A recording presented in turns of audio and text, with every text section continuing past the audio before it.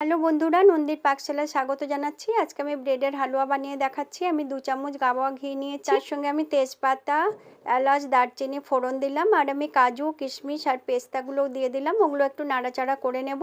Brown bread আমি grind করে রেখেছিলাম, ওটা আমি দিয়ে দিয়েছি। আপনারা এমনি সাদা ব্রেডও নিতে পারেন। ওগুলো আমি খুব ভালো করে লাল করে ভেজে নেব। এরপরে আমি 1 গ্লাস দুধ দিয়ে দিয়েছি এবং অনবরত নাড়াচাড়া করতে হবে, নাহলে লেগে যাবে। আমি সুগার ফ্রি 5টা মতো দুধে ভিজিয়ে রেখেছিলাম, ওটাও দিয়ে দিলাম। আপনারা এই পর্যায়ে চিনি দিয়ে দেবেন। ব্রেডের হালুয়া রেডি হয়ে গেছে। আমি একটা প্লেটে নিয়ে নিয়েছি। অবশ্যই একবার বানাবেন, দারুণ খেতে লাগে। রেসিপিটি ভালো লাগলে সাবস্ক্রাইব করুন।